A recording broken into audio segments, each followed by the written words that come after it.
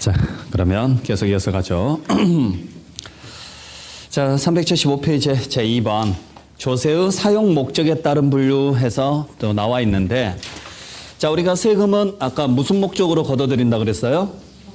경비에 사용할 목적으로 걷는다 그랬죠? 그 경비가 일반적인 경비에 사용이 되면은 보통세라고 이야기를 하고, 특정 목적 경비에 사용하면은 목적세라고 이야기를 합니다. 그러니까 그냥 단순하게 생각하시면 돼요.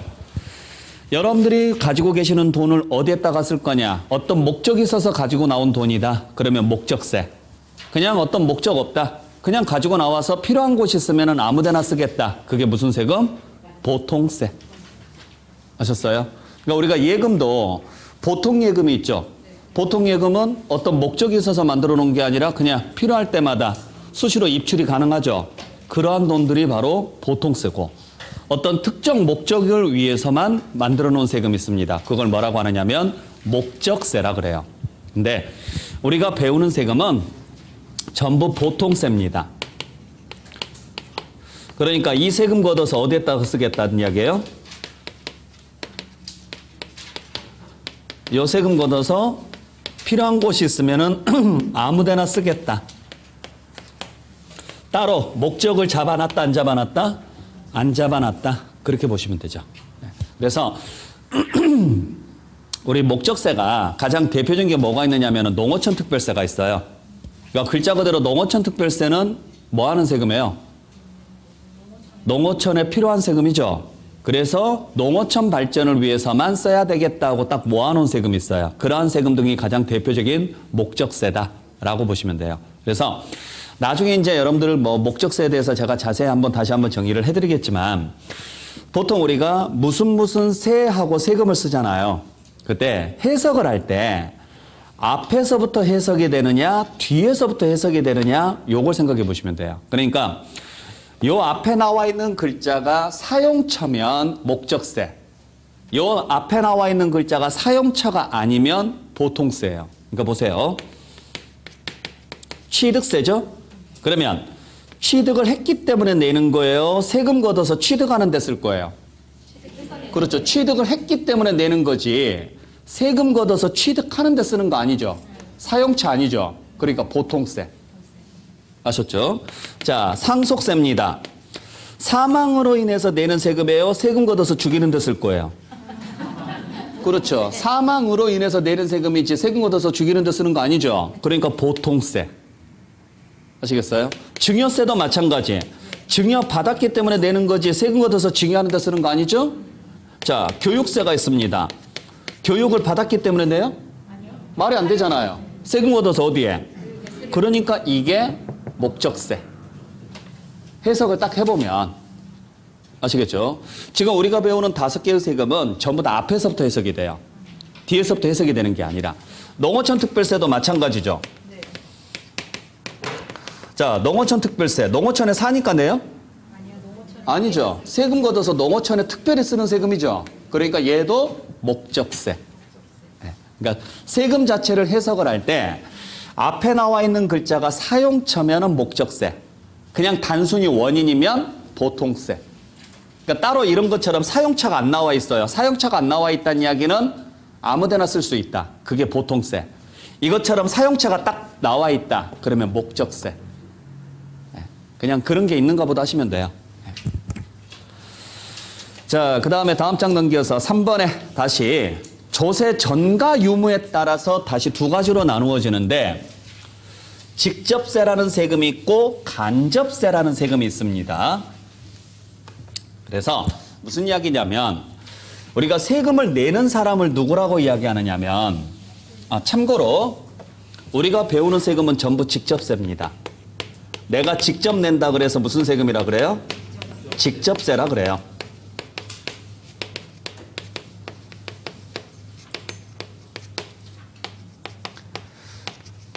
자, 그래서 우리가 세금을 내는 사람을 뭐라고 하느냐면 납세자라 그래요. 자, 글자 그대로 세금을 뭐 하는 사람? 납부하는 사람. 그리고 세금을 부담하는 사람이 있어요. 이걸 담세자라 그래요. 그러니까 납부한다 그래서 납세자, 부담한다 그래서 담세자. 즉 다시 말해서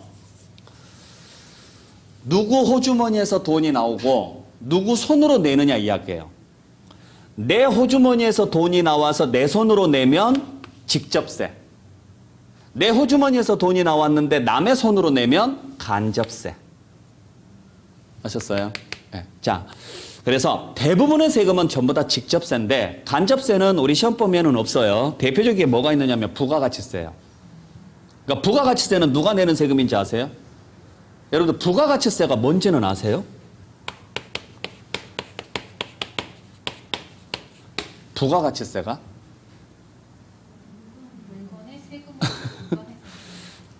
참 재밌는 게 뭐냐면 제가 매번 수업할 때마다 느끼는 게 이게 참 어른들의 문제인 것 같아요. 뭘 물어보면 이걸 되게 미화시켜서 뭔가를 이야기를 하고 싶은가 봐요. 글자 그대로 해석하세요. 아셨죠? 공부할 때는 여러분들 법이라는 것은 의역을 하는 게 아니에요. 글자 그대로 해석하는 거예요. 아셨죠? 부가가치세는 가치가 증가했기 때문에 내는 세금이에요. 가치 증가? 무슨 말인지 아셨죠? 그러니까 여러분들 부가가치세가 영어로 뭔지 아세요 혹시? VAT예요. VAT죠.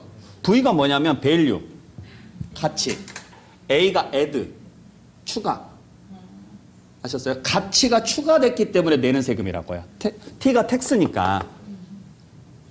즉 다시 말해서 가치가 늘었기 때문에 내는 세금이다. 그러면 이 물건이 가치가 있는 물건이 돼야 되죠? 가치가 있는 물건이 되려면 뭐가 돼야 되느냐? 만들어져야죠. 만들어져 있으니까 가치가 늘어요, 안 늘어요? 늘어나죠. 자, 자동차가 만들어져 있죠. 그러니까 우리는 자동차를 사서 뭐 하기만 하면 돼요? 이용만 하면 되죠. 근데 자동차가 안 만들어져 있으면 내가 직접 자동차를 뭐 해야 돼요? 만들어야죠.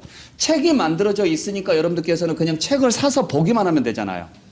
없으면 여러분들이 책을 만들어야죠. 그러면 이렇게 인간의 손에 의해서 만들어진 것들을 전부 다 가치가 창출이 됐다 그래요. 그래서 가치를 창출시키는 행위부터가 인간이 할 수 있는 가장 근본적인 행위가 되는 거죠. 동물들은 가치를 창출을 해요, 못 해요? 못 하죠. 물론 이제 가끔 가치를 창출하는 동물들이 있긴 하지만 가치를 창출하는 가장 대표적인 동물이 바로 인간이에요. 손에 의해서, 지식에 의해서 뭔가를 만들기 때문에. 그래서 만들어진 걸 우리가 이용을 하면 되고 그 이용에 의해서 편리함이 늘어요, 안 늘어요? 늘어나는 거죠. 거기에 대해서 내는 세금이 부가가치세예요. 그래서 만들어진 모든 것에 다 붙는 게 부가가치세예요. 여러분들이 가지고 계시는 모든 것들은 다 원래부터 있었어요, 만들어진 거예요? 그렇죠. 그러니까 옷부터 시작해서 가지고 있는 모든 것들이 전부 다 여러분들 살 때 부가가치세를 내는 거죠. 만들어져 있기 때문에. 우리나라 부가가치세는 몇 프로예요? 10%죠? 고정돼 있죠? 네. 고정돼 있고 이 부가가치세가 그 판매 가격 안에가 들어가 있으니까 사람들이 부가가치세에 대한 개념을 잘 모르는데 미국 같은 경우에는 판매가에가 부가가치세가 안 들어가 있죠. 안 들어가 있어요. 예를 들어서 내가 청바지를 산다. 그러면 청바지에 부가가치세가 붙어요, 안 붙어요? 안 붙어 있어서 더 내야 돼요. 그렇죠. 아니, 그러니까 원래 부가가치세가 붙어야죠. 근데 우리나라는 이미 부가가치세가 붙어 있는 상태에서 소비자 가격이 붙어 있지만 미국은 안 그래요. 카운터에 가서 캐시어 가가지고 계산할 때 부가가치세를 같이 내요. 그러니까 그 가격보다 더 내야 돼요. 딱 그 돈만 들고 가서 내면은 딱 한국 사람이에요. 그게. 그러니까 그래서 미국 같은 경우에는 아, 내가 이 물건에 대한 부가가치세를 얼마를 내고 있다라는 걸 인식을 하고 가요. 근데 일반인, 한국은 잘 모르죠. 왜냐면 애초부터 그 안에가 들어가 있으니까. 그래서 가치가 창출이 됐기 때문에 내는 세금. 그래서 여러분들이 소비하는 모든 물건. 그래서 이걸 일반 소비세라고도 보통 이야기를 해요. 소비하는 물건에 대해서 다 들어간다 그래서. 그러면 부가가치세가 없는 물건이 있을까요? 있겠죠. 자, 부가가치라는 것은 아까 제가 뭐라고 그랬어요? 가치가 상승한 거에 대해서 내는 거, 부과된 거에 만들어진 거. 만들어진 거. 그러면 원래부터 있었던 건 안 붙겠죠. 그죠? 그래서 농산물이나 수산물 이러한 것들에는 부가가치세가 없는 거예요. 비과세가 아니에요. 비과세하고 면세하고는 달라요. 비과세가 아니라 비과세라는 말은 무슨 말이냐면 원래는 붙어야 되는데 어떤 정책적인 이유 때문에 세금을 빼주는 게 비과세고 애초부터 면세라고 이야기를 하거든요. 보통 면세품이라고도 이야기를 하는데 면세라는 것은 뭐냐면 애초부터 부가가치세가 붙을 수가 없는 거. 그걸 면세라 그래요. 그래서 여러분들이 마트나 백화점 같은 데 가서 이제 물건을 사게 되면 카드로 결제를 하죠. 카드 그 제일 밑에 보면은 공급가액이라고 적혀요. 얼마. 그리고 밑에가 부가가치세 갖고 얼마 이렇게 써져 있을 거예요. 보통 보면 정확히 10% 붙어요. 근데 10% 안 붙을 때가 있어요. 그러면 품목 중에 농산물이 있는 거예요. 농산물이. 그건 부가가치세가 없는 물건이에요. 아시겠죠? 그리고 이제 정책적으로 또 면세해 주는 것들이 몇 가지가 있고. 그래서 인간의 손에 의해서 만들어져 있거나 이러한 것들은 전부 다 부가가치세가 다 붙는다라고 보시면 돼요. 그러니까 여러분들이 매일매일 내는 세금이 부가가치세예요. 참고로 부가가치세는 국세입니다. 그러면 여러분들이 하루에 부가가치세를 얼마나 낼까요? 평균적으로?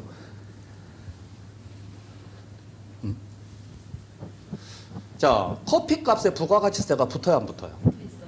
붙어 있죠. 그러면 예를 들어서 내가 5,000원짜리 커피를 한 잔 마신다. 그러면 얼마 정도 붙느냐면 450원 정도 붙어요.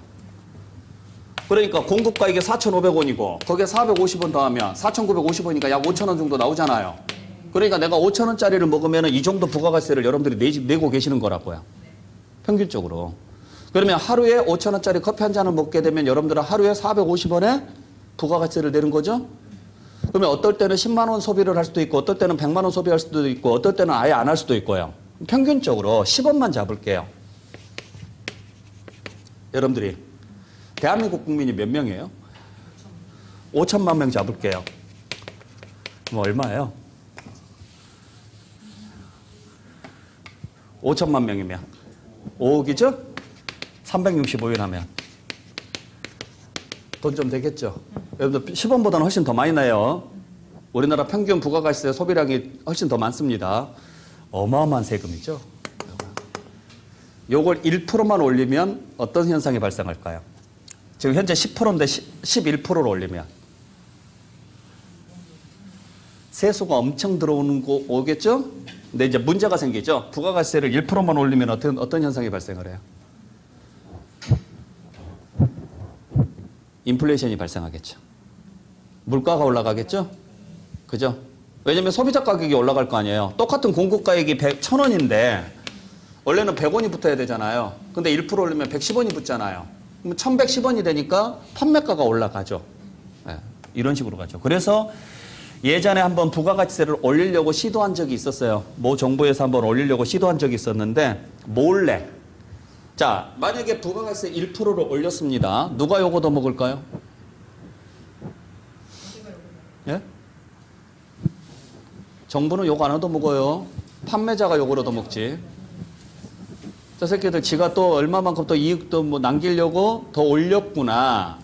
근데 판매자는 억울하죠? 원래 공급가액은 그대로 유지가 돼 있는데 세금이 올랐기 때문에 올랐잖아요. 네, 이런 식으로 지금 되는 거죠. 그래서 한때 정보가 그렇게 많지 않았을 때 몇 번 올리려고 시도한 적이 있다가 시민단체나 이런 데 걸려가지고 몇 번 좌절이 됐었어요. 그래서 아직까지는 이제 10%로 그대로 유지가 되고 있는 거고. 그러니까 항상 관심을 가져야 돼요. 이런 부분에 대해서는. 그러니까 예를 들어서 담배값이 올라간 이유가 원래 가격은 안 올라갔어요. 그러니까 예전에 담배값이 뭐 예를 들어서 예전에 담배값이 뭐 1,800원, 1,000원 뭐 이럴 때에서 지금 거의 한 4,500원, 5,000원까지 올라갔잖아요. 그게 세금하고 소비세 올라갔기 때문에 그래요. 원래 가격은 그대로인데.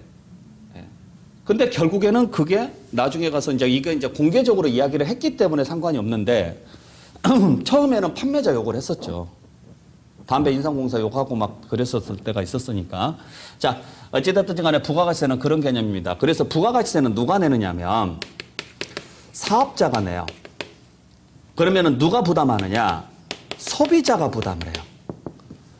그러니까 사업자는 소비자에게 물건을 팔아요, 안 팔아요? 판매를 하겠죠. 이걸 공급이라고 하거든요. 판매를 하면은 소비자는 대금을 지급하겠죠? 그 대금 안에는 뭐가 들어가 있어요? 부가가치세가 들어가 있죠. 그러면 이 돈은 누구 호주머니에서 나온다? 근데 누구 손으로 낸다? 그렇죠. 요게 간접세예요. 요런 세금에. 그래서 물건값 안에 들어가 있는 세금. 그러니까 부가가치세는 모든 물건에 다 들어가 있죠? 그거 왜? 아까 담배값 안에는 담배소비세가 추가돼 있죠? 술값 안에는 주세가 추가돼 있죠? 이러한 것들. 이러한 것들이 전부 다 간접세에 해당한다. 우리가 배우는 세금은 전부 직접세고. 자, 그 다음에 이제 4번에 과세 표준에 따른 분류 해가지고 나와 있는데, 자, 이제 요게 문제입니다. 요게. 지금부터 잘 들으셔야 돼요. 되게 어려운 내용이고 꼭 필요한 내용입니다. 자, 우리가 세금은 어떻게 계산을 하느냐면 세금 계산식을 여러분들이 꼭 좀 기억을 좀 해주셔야 되는데, 세금은 과세 표준이라는 것에다가 세율이라는 것을 곱해서 계산을 해요. 그래서 뭐가 나와야 되느냐면 산출세액이라는 게 나와야 되고, 여기에 가산세 등이 있으면 더하고 감면이나 공제세액 등이 있으면 빼주시고, 미리 납부한 세금이 있습니다. 이걸 뭐라고 하느냐면 기납부세액이라고 해요. 이러한 것들이 있으면 빼서 최종적으로 무슨 세금을 내시면 되느냐? 납부할 세금을 내시면 돼요. 요게 세금의 기본 계산식이에요. 자, 그래서 실제로 우리가 내는 세금을 뭐라 그래요? 납부세액이라 그래요. 실제로 내는 세금을. 그러면 실제로 내는 세금을 계산을 하려면 무슨 세금을 계산해야 되느냐? 산술적으로 계산된 세금이 나와야 돼요. 이걸 무슨 세금이라 그래요? 산출세액이라 그래요. 산술적으로 계산된 세금이다. 그래서 산출세. 실제로 납부한다. 그래서 무슨 세? 납부세액이라 그래요. 그러니까 이렇게 생각하시면 돼요. 똑같은 대학교에 똑같은 과를 입학을 했습니다. 뭐 입학금은 같을까요? 다를까요? 공식적인 입학금은 같겠죠. 그런데 실제로 내는 입학금은 다를 수도 있죠. 장학금을 받을 수도 있고 하니까. 지금 그런 케이스라고요. 여러분들이 저랑 똑같은 건물을 샀어요. 똑같은 건물을 사면은 공식적인 세금은 같아야죠. 근데 실제로 내는 세금은 같을 수도 있고 다를 수도 있다고요. 아시겠어요? 뭔가 잘못했으면 추가되는 세금. 그게 뭐고? 가산세. 세금이 추가된다 그래서 가산세. 뭔가 잘했으면 빼주는 거. 감면이나 공제. 그리고 앞서서 낸 게 있다. 미리 낸 게 있다. 그걸 기납부. 이런 식으로 표현을 해요. 자, 어찌됐든지 간에 납부할 세액이 나오려면 무슨 세금이 나와야 돼요? 산출세액이 나와야 되고, 산출세액이 나오려면 기본적으로 요 두 개가 필요해요. 뭐하고 뭐가? 과세 표준과 세율이라는 게 필요하죠. 근데 이걸 임의로 정하면 될까요? 안 될까요? 안 되겠죠. 제 마음대로 정하면 안 되잖아요. 그럼 세금이 들쑥날쑥할 거니까. 그래서 이걸 법으로 정해놨어요. 그래서 나중에 가서 여러분들이 이걸 잘 배워야 돼, 이제. 취득세 과세 표준은 어떻게 되어 있고, 등록면허세 과세 표준은 어떻게 되어 있으며, 이런 것들을 아셔야 된다고요. 그리고 거기에 곱할 세율이 몇 프로가 있느냐, 요걸 알고 계셔야 돼요. 나중에 가서. 자, 그때 세금을 계산하기 위한 기준이 되는 금액을 과세 표준이라고 하고, 거기에 곱해지는 비율을 뭐라고 한다? 세율. 세금이니까 세율이에요. 이자였으면 이자율 이랬겠죠. 요때 요걸 표시할 때 가액으로 표시하면은 종가세라고 하고, 수량으로 표시하면은 종량세라 그래요. 수량으로 표시하면 그게 지금 그 내용이에요. 가운데 글자를 보시면 돼요. 종가세 가로 안에 보시면은 종가세라고 돼 있죠. 가액으로 표시할 때. 그다음에 수량으로 표시하면은요. 종량세. 그다음에 세율을 표시할 때 비율로 표시하면은 정률세. 비율로 표시하면. 금액으로 표시하면은 정액세. 이렇게 가요. 금액으로 표시하면. 그러니까 이건 어려운 내용은 아니에요. 가운데 글자만 보시면 돼요. 가운데 글자만. 종가세, 종량세, 정률세, 정액세. 가운데 글자만 보시면은 이런 식으로 나온다라고 보시면 돼요. 아시겠어요? 자, 그래서 예를 들어서 1억에 4%를 곱했다. 그래서 세금을 계산을 해라. 그러면은 요 앞에 나와 있는 걸 뭐라고 하고? 과세표준. 뒤에 나와 있는 것을 세율. 금액으로 표시했어요? 수량으로 표시했어요? 그러니까 종가세. 비율로 표시했어요? 금액으로 표시했어요? 비율. 정률세. 이렇게. 건당 6,000원. 이렇게 가요. 자, 금액으로 표시했어요? 수량으로 표시했어요? 수량. 금액으로 표시했어요? 비율로 표시했어요? 금액. 이제 이런 식으로 간다 이야기예요. 나중에 보면은 이제 이런 것들을 보일 거예요. 네. 그래서 대부분은 전부 다 종가세, 정률세로 가요. 대부분은. 근데 아주 일부만 종량세, 정액세로 가는데 여러분들 종량세, 정액세로 가는 것 중에 가장 대표적인 게 뭐냐면 여러분 그 주민세 있죠? 주민세가 대표적으로 이 케이스예요. 이게 주민세 같은 경우 한 사람당 얼마 이렇게 돼 있다고요. 또 자동차세 있죠? 자동차세 어떻게 계산하는지 아세요? 그래요. cc, 즉 배기량. 배기량 곱하기 얼마 이렇게 돼 있다고요. 그러한 것들이 종량세 구조예요. 이렇게. 근데 그 외에 나머지는 전부 다 무슨 구조라고 보시면 돼요? 종가세 구조라고 보시면 돼요. 아셨죠? 네. 자, 이제 여기까지는 이해할 수 있겠어요? 어렵진 않죠? 자, 여기에는 안 나와 있는데 이제 여러분들이 여기에서 하나 알고 계셔야 될 게 있어요. 중요한 건 뭐냐면 이제 요건 중요한 게 아니고 요건 뭐 어렵지는 않으니까 이제 요건 표시 방법이고 그 범위를 잡을 때 어떻게 잡을 것이냐 두 가지 방식이 있어요. 하나가 물건 중심으로 받으면 잡으면 물세라고 하고 사람 중심으로 잡으면 인세라 그래요. 글자 그대로. 그리고 세율을 적용할 때 고정된 세율을 적용하면 비례세라고 하고 점진적으로 늘어나는 세율을 적용하면 누진세라 그래요. 누진세. 아시겠어요? 이걸 잘 보셔야 돼요. 자, 그래서 그냥 물건으로 잡으면 물세, 사람으로 잡으면 인세, 고정된 세율을 적용하면 비례세, 점진적으로 늘어나면 누진세인데 결론부터 이야기할게요. 지방세는 대부분이 물세고 비례세예요. 국세는 대부분이 인세고 누진세예요. 국세는 대부분이. 물론 지방세 중에서도 인세가 있고 국세 중에서도 물세가 있고 물세 중에서도 누진세가 있고 인세 중에서도 비례세가 있는데 대부분이 그렇다는 이야기예요. 그러면 일단 보죠. 취득세는 국세요, 지방세요? 지방세니까 물세예요. 등록면허세도 지방세니까 물세예요. 재산세도 지방세니까 물세예요. 종합부동산세는 국세니까 인세예요. 소득세도요. 인세예요.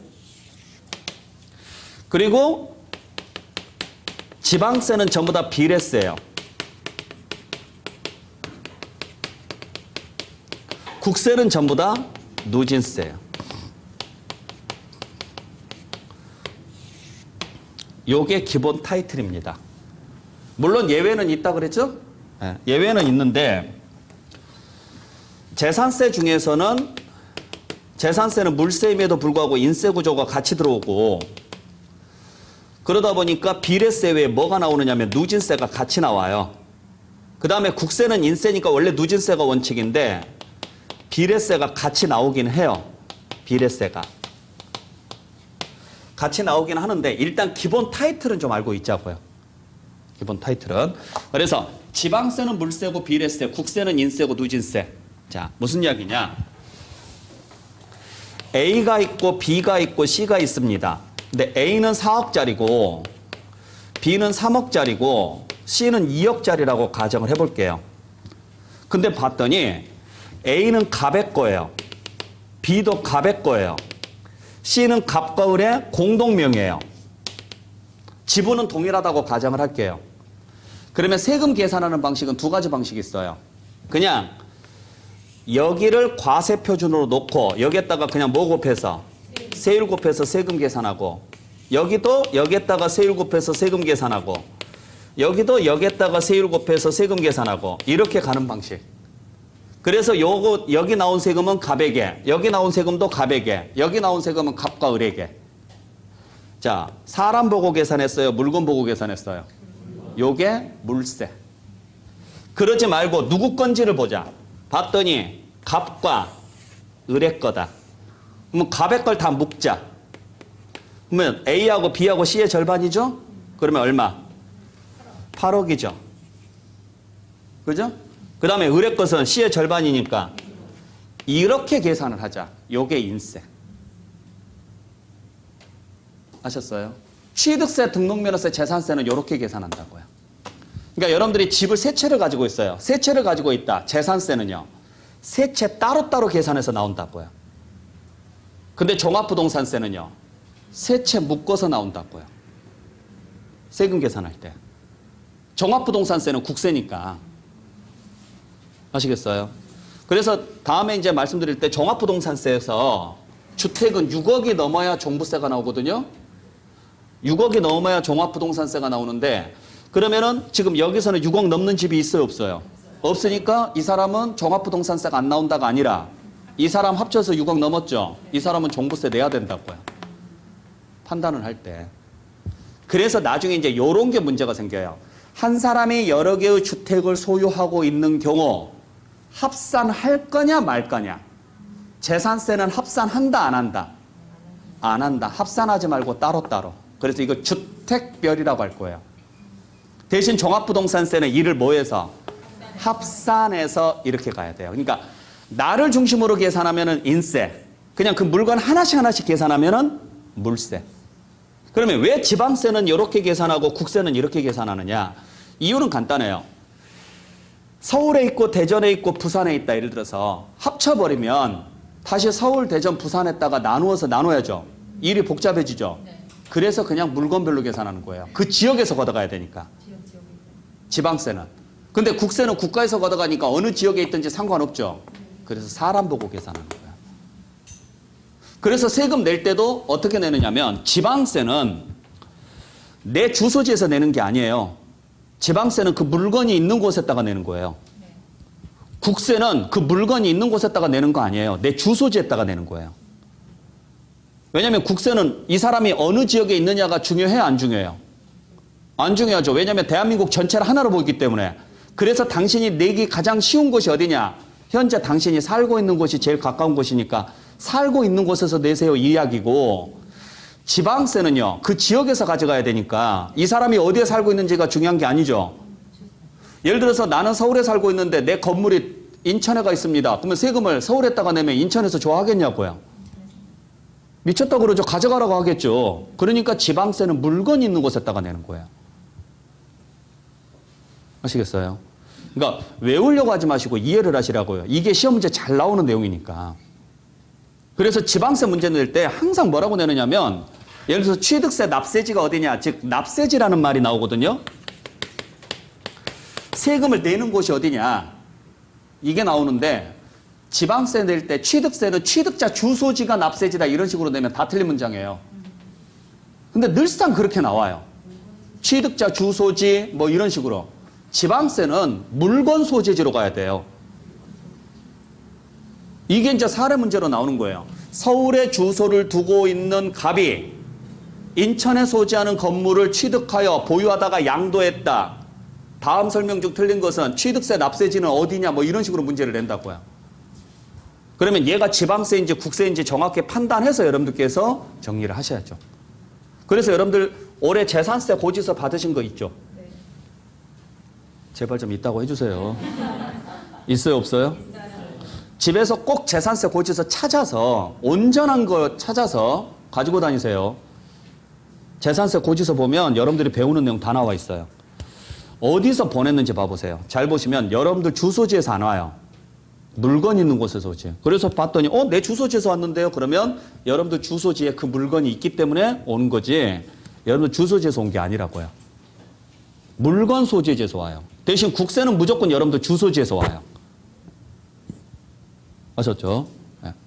자, 그 다음에 이제 비례세가 있고 누진세가 있는데, 자, 지금부터 제가 설명드리는 내용을 잘 들으셔야 돼요. 자, 물세, 인세 구분할 수 있겠어요, 이제? 네. 대충은 이해할 수 있겠죠? 자, 이제 비례세하고 누진세인데, 취득세는 과세 표준에다가 4%를 곱해서 냅니다. 물론 이제 상황에 따라서 다르지만은, 자, 그랬을 때 요게 세율이에요. 아셨죠? 근데 요 세율이 뭘로 표시되어 있어요? 비율로 표시되어 있죠? 비율로 표시되어 있으니까 정, 율, 세죠? 그 다음에 요게 변해요, 안 변해요? 안 변하죠? 안 변하니까 비례세예요. 그래서 정률세이면서 무슨 세금이다? 비례세다. 자, 소득세는 과세 표준에다가 6에서 45% 세율을 곱해요.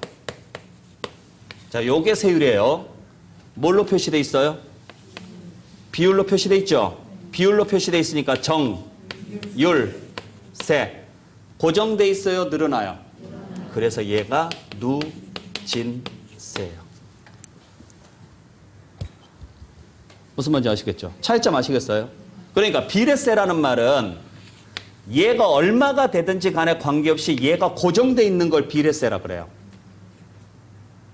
이해되셨죠? 네. 그러면 얘가 움직인 만큼 얘도 움직이겠죠. 그렇죠? 네. 근데 누진세는 그렇지 않다라는 거죠. 그러면 자, 세금은 계산하기가 쉬워야 돼요? 어려워야 돼요? 쉬워야 돼요. 왜 쉬워야 돼요? 네? 세금은 계산이 어려워야 돼요? 쉬워야 돼요? 쉬워야 됩니다. 왜? 국민이 내야 되니까. 그렇잖아요.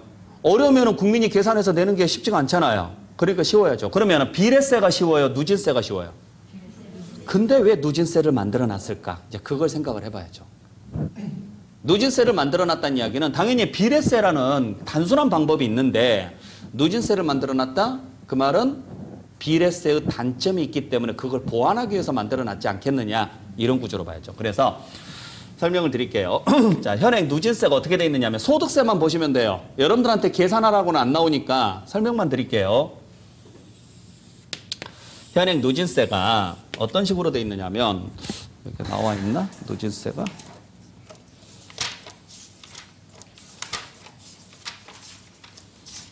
안 나와 있구나. 자, 그냥 보세요.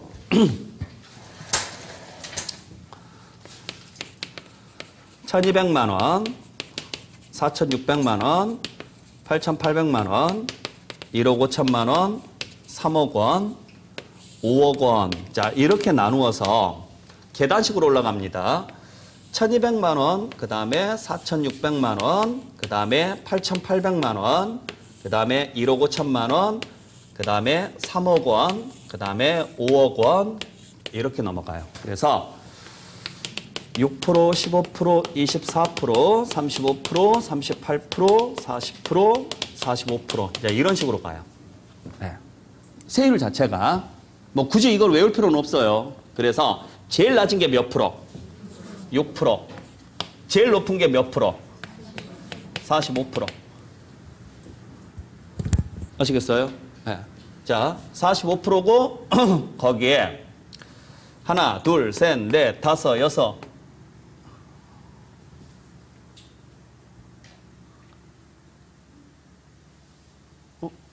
하나, 둘, 셋, 넷, 다섯, 여섯, 일곱. 뭐가 하나 빠졌는데? 아, 10억. 얘가 42%구나. 42%고 10억. 네.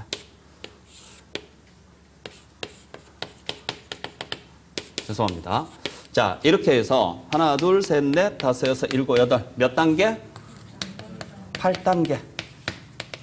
초과 누진세다. 이런 식으로 표현을 해요. 자, 그러니까 앞으로 이제 이러한 것들을 쓸 때 여러분들께서 어떻게 표현하는지 아시겠죠? 자, 예를 들어서 제가 0.2에서 0.5%까지 3단계 초과 누진세입니다. 이렇게 표현하면 뭔지 아시겠어요? 몇 칸으로 나누어라?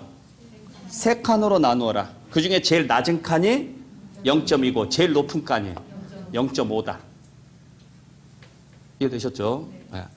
자, 0.6에서 3%까지 6단계 누진세입니다. 이렇게 가면 6칸으로 나눈 다음에 이 칸을 6개로 나눈 다음에 제일 아래 칸이 0.6, 제일 높은 칸이 3%. 이제 이런 식으로 갈 거라고요. 그러니까 개념만 이해하시면 돼요. 개념만. 자, 그랬을 때 1,000만 원이면은 몇 프로 때리면 돼요? 6% 가면 되죠? 문제는 2,000만 원이었을 때요. 2,000만 원이면 몇 프로예요? 15% 이렇게 가시면 안 되고 점프하시면 안 되고 계단을 하나씩 밟고 가셔야 돼요. 그러니까 자, 여기까지 오려면 계단을 몇 개를 밟아야 돼요? 2개를 밟아야죠? 2번 계산하라고요. 예를 들어서 5,000만 원이다 그러면 여기로 와야죠. 그럼 계단이 지금 3번째 칸이죠? 3번 밟으라고요. 3번. 자, 그러면 예를 들어서 2,000만 원을 가볼게요. 2,000만 원에다가 6에서 45%를 적용을 했을 때 그러면은 자, 2,000만 원은 2번째 계단이니까 일단 첫 번째 계단 얼마? 1,200까지 달려오라고요. 여기까지만 6% 적용하겠다고요. 그러면 이제 1,200까지 왔으니까 2,000까지 가려면 얼마 필요해요? 800이 필요하죠. 여기에 대해서 15%라고요. 이런 식으로 계산한다고요.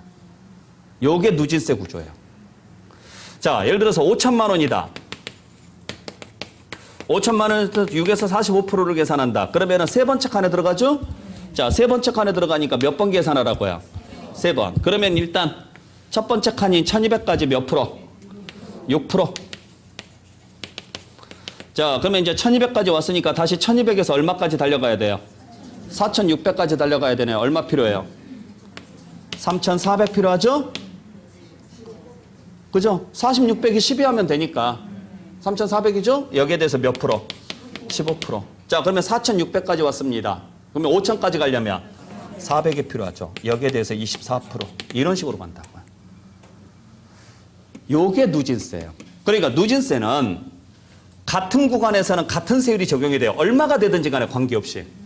대신 일정 구간이 초과되면은 그 초과된 구간에 대해서만 세율이 인상되는 거죠. 초과된 구간에 대해서만. 그러면 요거 계산하게 되면 72만 원에 120만 원, 그럼 192만 원 나오겠네요? 72만 원에 도와주십시오. 얼마인가요?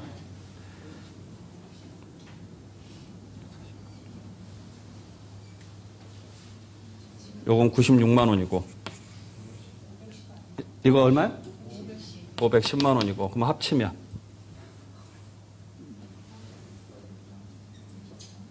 $678만 원이죠? 맞죠? 아니면 말고 아니에요? 72만 원에 510만 원 더하고 96만 원 더하면 맞죠? 네, 그럴 거예요. 네, 대충 맞다고 할게요. 자, 그럼 보세요.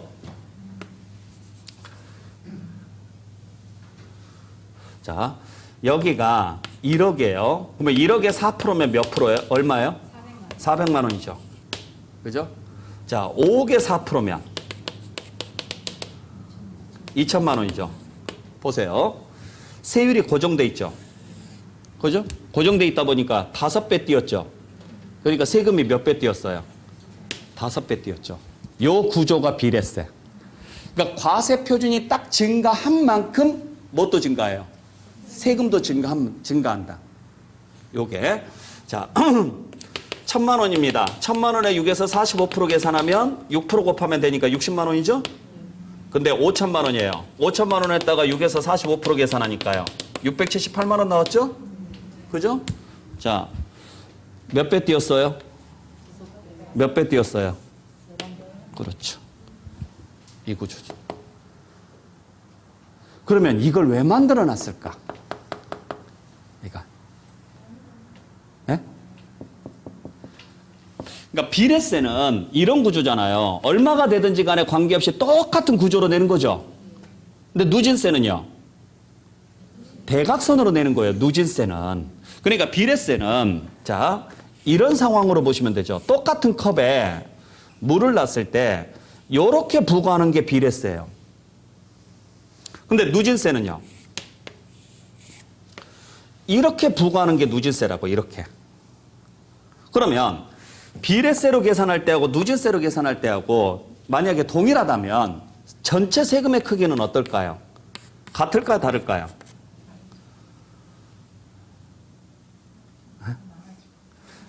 요 면적하고 이 면적 지금 똑같은 네모라고 가정을 했을 때 요 면적하고 이 면적 같을까요? 다를까요? 같아요. 여러분들. 그러니까 비례세로 걷든 누진세로 걷든 총액은 동일해요. 그러면은 비례세의 단점이 뭘까? 비례세는 장점이 단순하다라는 거죠? 단점은 뭘까? 딱 하나 있죠. 빈부의 차가 해소가 안 돼요. 그러니까 이걸 무슨 성이라고 이야기하느냐면 역진성이라고 이야기를 하는데 우리가 지금 이게 형평성에 맞느냐 안 맞느냐의 문제거든요. 자, 1,000만 원, 예를 들어서 똑같은 10%를 낸다라고 가정을 해볼게요. 그러면은 숫자상으로는 형평성이 있죠. 근데 우리가 형평성을 고려할 때는 오로지 숫자로만 봐야 돼요? 아니잖아요. 자, 보세요. 100만 원을 예를 들어서 한 달 생활비가 10,000원인 사람이 있어요. 10,000원으로 한 달 생활할 수 있어요, 없어요? 왜 없어요? 살겠죠. 안 죽지는 않을 거예요. 어려워서 그렇지. 자, 한 달 생활비가 10,000원인 사람이 있어요. 이 사람한테 1,000원을 내라 그래요. 이거하고, 그럼 10%죠? 한 달 생활비가 10억인 사람한테 1억을 내라가는 거. 형평성이 있어요, 없어요? 있어요, 없어요? 없잖아요. 말이 안 되잖아요.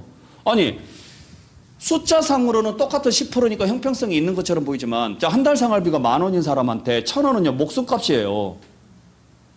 한 달 생활비가 10억인 사람한테 1억 원은요, 없어도 사는데 지장 있어요, 없어요? 지장 있어요? 대단하신 분들이에요. 없죠?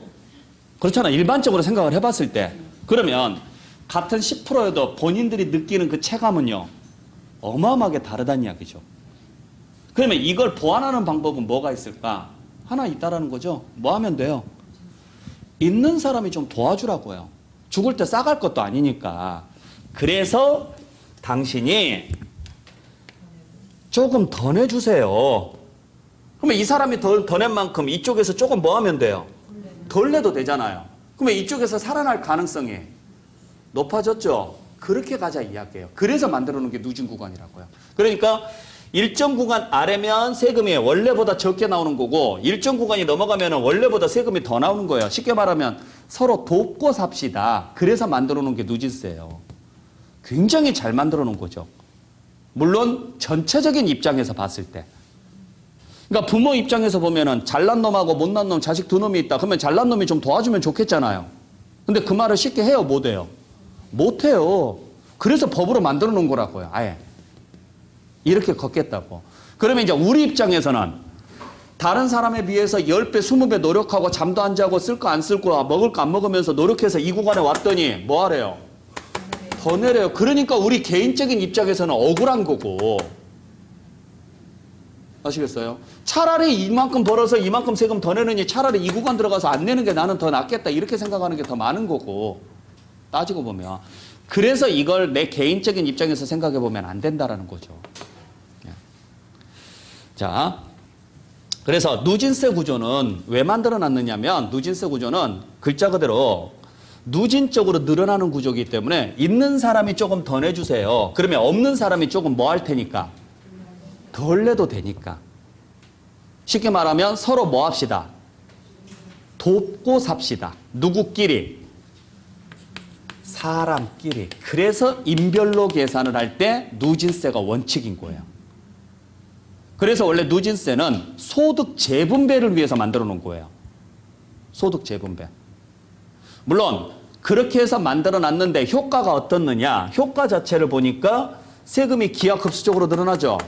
그러니까 협박할 때도 써먹기 딱 좋은 거예요, 이게. 그래서 협박할 때도 누진세를 써요. 그게 대표적인 게 종합부동산세라고요. 그러니까 종합부동산세를 만들어 놓은 이유가 뭐냐면, 자, 종합부동산세는 여러분들 왜 만들어 놨는지 아세요? 종부세는? 종합부동산세가 무슨 세금인지는 아시겠어요? 만들어 놓은 이유.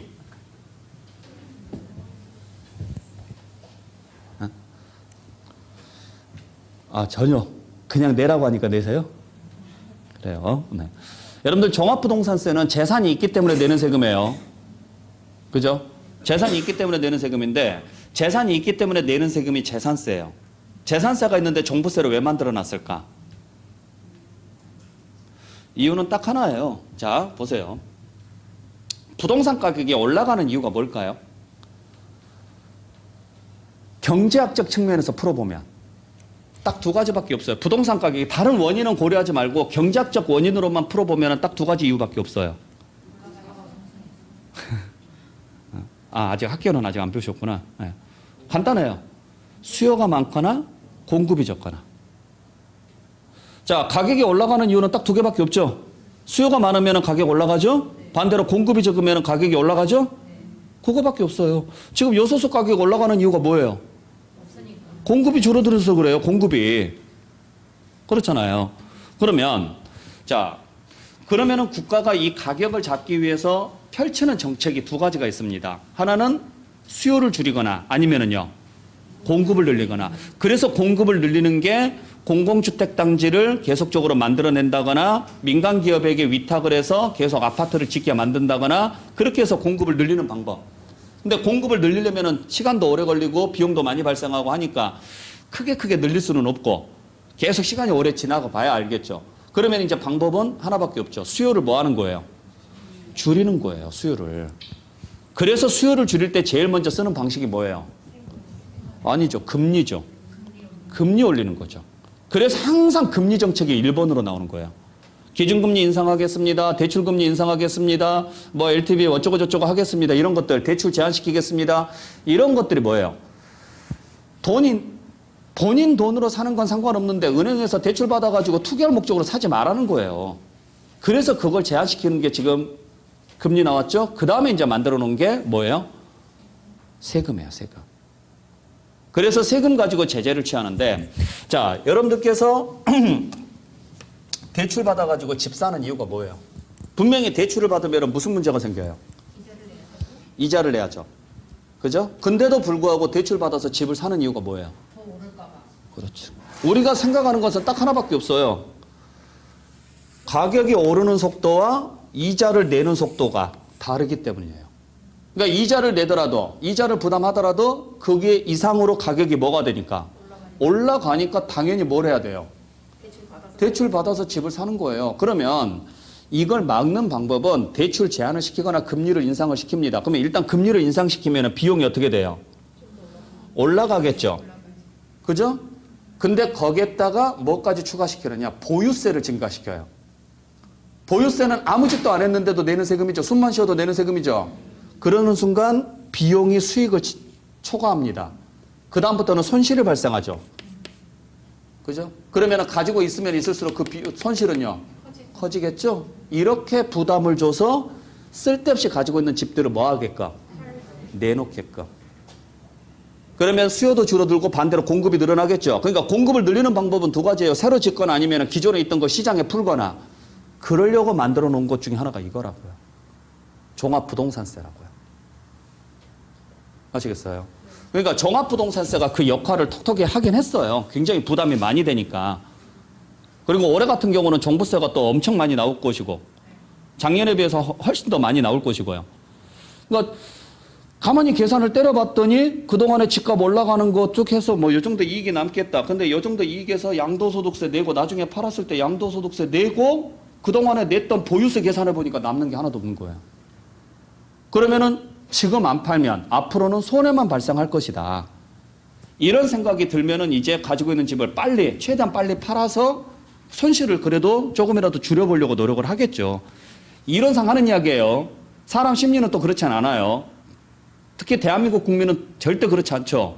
내가 얼마를 손해를 보더라도 그래, 네가 한번 그렇게 나온다. 그러면 나도 한번 끝까지 가볼 거야. 그래서 지금 끝까지 가는 거예요. 그래서 원래 한국 사람은 건들면 안 돼요. 이게 한국 사람은 실리를 따지는 게 아니라 존심을 중요시 생각하기 때문에 우리 집이 망하고 기둥뿌리가 뽑히는 한이 있어도 내가 너를 죽이고 나도 죽겠다 이 생각을 가지고 있기 때문에 끝까지 버티는 거예요. 누가 이기나. 뭐 끝까지 가면 내가 뭐 죽는 것밖에 더 하겠어 이 생각을 하는 거니까. 예.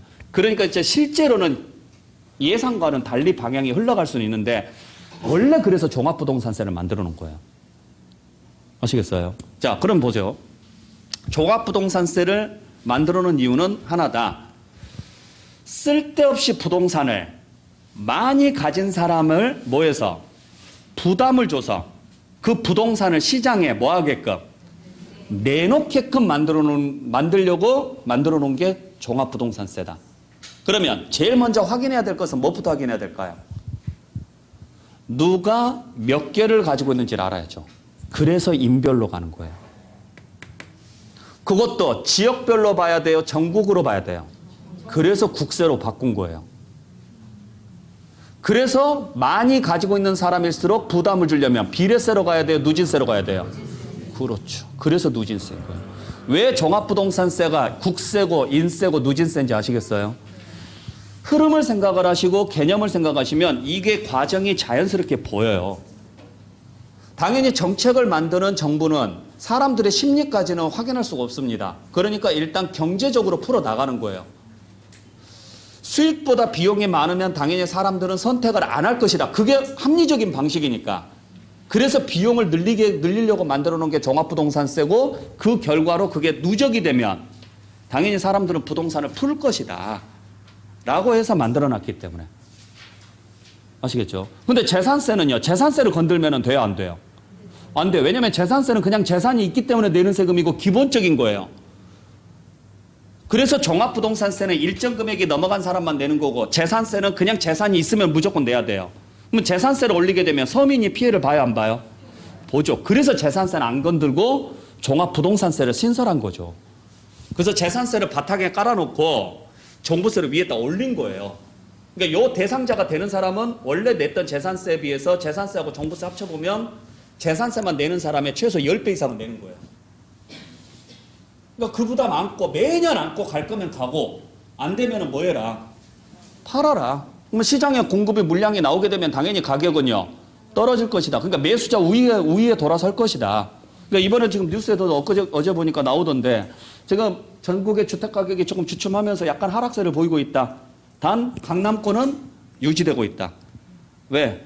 끝까지 버티겠다라는 심리가 강남권은 팽배하고 나머지 지역은 매수자 우위에 지금 매도자 우위가 아니라 매수자 우위에 섰다. 그 말은 뭐냐? 사겠다는 사람은 기다리겠다 이거예요. 그냥. 물건이 나와도 기다리겠다. 무슨 심리가 있느냐? 더 떨어질 거라는 심리가 있으니까. 한 번 떨어진다라는 조짐이 보이면 계속 떨어질 거라는 심리가 있으니까. 이제 그걸 누가 이제 서로 심리 싸움에서 누가 이기느냐에 따라서 가격은 달라지겠죠. 끝까지 버티는 사람이 이기는 거고 못 버티면 이제 어쩔 수 없는 거고. 누진세는 그렇게 만들어 놓은 거예요. 아시겠죠? 그러니까 누진세 개념이 무슨 개념인지는 아시겠죠? 네. 자, 그러면 여기서 우리가 자 이렇게 보시면 돼요. 비례세는 널판지에다가 딱 가운데다가 받침대를 놓는 구조예요. 그러면 얘가 이만큼 눌러지면 반대쪽은요. 딱 그만큼만 움직이는 구조. 자, 누진세는 한쪽으로 치우쳐서 받침대가 있는 거죠. 그러니까 얘가 이만큼 눌러지면 반대쪽은요. 요만큼 눌러지는 거죠. 차이가 이만큼 나는 거죠. 그러니까 여기가 5배 차이가 나면 여기는요. 11배 차이가 나는 거죠. 요 구조가 누진 구조예요. 아시겠어요? 그러니까 이걸 우리는 지렛대 효과 또는 레버리지 효과라고 이야기하죠. 학계론에서. 이제 요런 이제 내용인데 자, 우리가 세금을 배우는 목적이 뭐예요? 여러분들이 세금을 배우는 목적. 시험에 합격하기 위해서요. 그게 1차적인 목적이에요. 두 번째는 할 수만 있다면 절세해보자. 그죠? 그러면 둘 중에 절세 효과가 큰 게 어느 쪽이에요? 그렇죠. 당연히 얘가 절세 효과가 크죠. 자, 여기는 2분의 1로 줄이면 세금도요. 2분의 1로 줄어들지만 여기는 2분의 1로 줄이면은요 10분의 1로 줄어든다고요. 따지고 보면. 그러면 똑같은 노력을 했을 때 당연히 효과가 큰 쪽은 이쪽이죠. 그래서 누진세는 양날의 검이에요. 잘못하면 세금 폭탄 맞고 잘만 하면은 절세 효과가 큰 거고요. 똑같이 2시간 공부했을 때 2문제 맞는 거하고 2시간 공부했을 때 10문제 맞는 거하고 당연히 어떤 거 해야 돼요? 그래, 이쪽을 하라는 이야기죠. 이쪽을. 그래서 보통 우리가 절세라는 것을 할 때는요. 비례세에서 절세하는 거 아니에요. 누진세에서 절세를 해야지. 아시겠어요? 그래서 우리가 여러분들께서 보통 우리 그 세무사 사무실 같은 데 보게 되면 취득세, 재산세 상담 이런 거 없어요. 소득세, 상속세, 증여세 이런 이야기도 많이 적혀 있죠. 왜냐하면 전부 다 공통점이 다 누진세예요. 그래야 수수료를 받더라도 더 많이 받으니까. 당연한 이야기죠. 네. 그러면 자, 이쪽에서 즉 비례세보다는 누진세 쪽에서 효과가 더 크니까 이쪽에서 뭐 할 생각을 하셔야 돼요? 절세할 생각을 하셔야 되죠? 자, 그러면 그래서 우리가 보통 살 때 물론 불법이지만 업계약서를 써요? 다운계약서를 써요? 살 때 업계약서를 쓰는 거예요. 보세요. 1억 원짜리인데 이걸 1억에 샀다고 가정을 해볼게요. 1억에 사면 4%에서 얼마 내면 돼요? 400만 원 내면 되죠? 그죠? 근데 7천만 원이라고 해볼게요.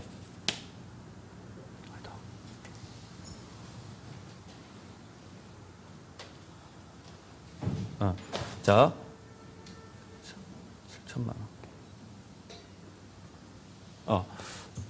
자, 7천만 원이라고 해볼게요. 그러면 7천만 원이면 얼마예요? 4%하면 280만 원이죠? 다운계약서 쓰니까 훨씬 더 세금 적게 나오죠? 이걸 나중에 1억 1천만 원에 팔았다라고 가정을 해볼게요. 이거 9천만 원이라고 가정해볼게요. 자, 9천만 원이면 곱하기 4% 하게 되면은 360만 원 얼마 아꼈어요? 40만 원 아꼈죠? 이걸 나중에 1억 1천만 원에 팔았다고 가정해볼게요. 그러면은 1억에 사가지고 1억 1천만 원에 판 사람은 1천만 원 이익 생겼죠? 그러면 1천만 원에다가 누진세 곱하면 60만 원 내죠? 근데 9천만 원에 쓴 사람은요? 2천만 원 이익 생기죠? 누진세 곱하면요? 192만 원 나오죠? 보세요. 얼마 아끼려다가 40만 원 아끼려다가 얼마 더 내요? 132만 원 더 내죠. 효과가 이래요. 효과가. 그래서 보통 우리가 부동산을 살 때 상대방이 다운계약서 씁시다라고 이야기하면 양도자는 좋죠. 양도자는 당연히 다운계약서 쓸수록 세금이 적게 나오니까 좋잖아요. 누진 효과가 크니까. 그러니까 또 취득자도 꼬시죠. 취득자를 꼬시죠. 나도 세금 적게 내고 당신도 세금 적게 내니까 좋지 않겠습니까? 하고 꼬신다고요. 그러면 또 취득자는 또 홀라당하고 또 넘어가요. 그래서 다운계약서 써줬어요. 취득세 적게 내니까 기분 좋잖아요. 나중에 양도할 때 난리 나는 거예요. 세금 어마어마하게 쏟아지니까. 그래서 와서 꼭 물어봐요. 아, 그때 몰랐는데 지금 팔려고 보니까 세금 너무 많이 나오는데 나 실제로는 이렇게 안 샀다. 더 많이 주고 샀다. 근데 이거 어떻게 방법 없느냐? 없어요. 본인이 그렇게 신고를 했기 때문에. 그래서 보통 사는 사람은 업을 요구를 하고 파는 사람은 다운을 요구해요. 물론 이제 상황에 따라서 조금 달라질 수는 있겠는데 그러면 서로가 의견이 맞아요? 안 맞아요? 안 맞죠. 그래서 보통 실거래가 그대로 가는 거예요. 실무에서는. 근데 뭐 한쪽에서 모르면 당하는 거고 모르는 쪽이 당하는 거고. 세법을 배우는 가장 기본적인 이유는 시험을 보기 위한 게 목적이지만 두 번째는 어디 나가서 아까 처음에 말씀드렸던 것처럼 누구한테 말하라는 게 아니라 그 사람이 말했을 때 알아들으라고요. 그래도 조금이라도 알아들으면 조금이라도 사기라도 안 당하니까. 이게 한두 푼 움직이는 돈이 아니잖아요. 지금 여기에 단순하게 이렇게만 보여드리니까 뭐 100만 원 정도 차이밖에 안 나지만 진짜 몇 억씩 차이가 날 때가 있어서 그래요, 이게. 피눈물 납니다, 진짜로요. 그래서 항상 누진세에서 여러분들께서 절세할 생각, 그러한 생각들을 좀 많이 해보셔야 되고, 우리 누진세에서 절세할 때 가장 대표적인 게 뭔지 아세요? 자, 뭘 줄이면 돼요? 요걸 줄이면은 얘가 줄어들어요, 안 줄어들어요? 줄어드니까 세금은요? 훨씬 많이 줄어들죠? 요걸 줄일 생각을 해야죠, 요걸. 근데 요게 아까 국세는 뭐 어떻게 잡는다 그랬어요? 인별로 잡는다 그랬죠? 그러면 이걸 줄이는 방법은? 공동명의. 그래서 공동명의가 여기서 나오는 거죠. 누진세에서 나오는 이야기가 공동명의예요. 그러니까 2천만 원짜리면 단독명의면 2천만 원에 대해서 세금 내면 192만 원이지만 공동명의면 각자 얼마씩이에요? 1000만 원이면 60만 원이고 60만 원 2명 해봤자 120만 원이라고. 여기서 지금 벌써 72만 원 차이 난다고요. 여기서. 그래서 공동명의 하라고는 이야기가 여기서 나오는 거예요. 그러니까 물론 공동명의가 100% 좋다라는 말씀 못 드려요. 근데 90% 좋아요. 공동명의가. 그러면 공동명의로 하면 취득세는 줄어들어요, 안 줄어들어요? 안 줄어들어요. 비례세는 줄어들 수가 없어요. 근데 꼭 공동명의 하면 취득세 적게 냅니다. 이딴 소리 하는 사람들이 있어서 그래요. 비례세는 공동명의든 단독명의든 상관없어요. 어차피 계산식이 동일하게 나오니까. 자, 2천만 원에, 자, 1억에 4%면 얼마예요? 400만 원인데 공동명의면 5천만 원에 4%죠? 그럼 200만 원이잖아요. 2명 하면요. 그래요. 400만 원이에요. 어차피 비례세는 의미가 없는 거예요. 계산식 자체가. 이게 누진세 마법 효과예요. 그러니까 누진세 개념을 정확하게 이해를 하신다 그러면 나중에 여러분들이 실무에 나갔을 때 조금 더 활용할 수 있는 방법들이 있겠죠. 그러니까 누진세 자체에서 효과를 보려고 노력을 좀 하시는 게 좋아요. 네. 자, 개념은 이렇다라는 거. 그래서 여기까지가 기본인데, 자, 다시 한번 정리하지만 취득세, 등록면허세, 재산세는 전부 다 뭐에 해당한다? 지방세 당하고, 지방세는 물세고 비례세가 원칙이다. 아셨죠? 그 다음에 종합부동산세, 소득세는요, 국세고, 국세는 인세고 누진세가 원칙이다. 기본 사항이니까 이 정도는 알고 계시라고요. 기본적으로. 항상 국세는 비례세, 자, 지방세는 비례세, 지방세는 물세, 비례세, 국세는 인세, 누진세. 오늘 여러분들께서 아셔야 될 것은 이 내용이에요. 이제 여기 이제 추가되는 내용들도 있긴 하는데, 이제 그 내용들은 나중에 이제 본 내용 쭉 공부를 하고 나서 필요할 때 제가 다시 한번 정리해 드릴 거예요. 아시겠어요? 네. 자, 그래서 오늘 여기까지 정리하도록 하겠습니다. 자, 오늘 첫 번째 시간 여기까지 정리하는 걸로 하고, 다음 시간에는 381페이지에 나와 있는 납세 의무 쪽을 여러분들 정리해 드릴 거거든요. 그러니까 그런가 보다 하고 여러분들께서 오셔야 돼요. 아시겠죠? 네. 지금은 여러분들이 공부하는 시기가 아니라 세법하고 뭐해지는 시기냐? 익숙해지는 시기, 친해지는 시기다. 그러니까 엄청나게 공부를 하려고 하지 마시고 그냥 시간 날 때마다 한 번씩 보시라고요. 용어 자체를 보시라고요. 그러면 나중에 가서 여러분들께서 아, 내가 이런 거 들어본 적이 있는 것 같아. 그러면 돼요. 그러면 이제 그때부터 하나씩 하나씩 정리가 되어 가는 거니까 그렇게 정리하겠습니다. 자, 오늘 수고 많이 하셨고, 자, 오늘 첫 시간이어서 그냥 일찍 끝내는 거예요. 아셨어요? 네, 다음부터는 늦게 끝날 수도 있다라는 거 미리 말씀드립니다. 자, 오늘 수고 많이 하셨고, 여러분들 다음 시간에 뵙도록 할게요. 마치겠습니다. 수고하셨습니다.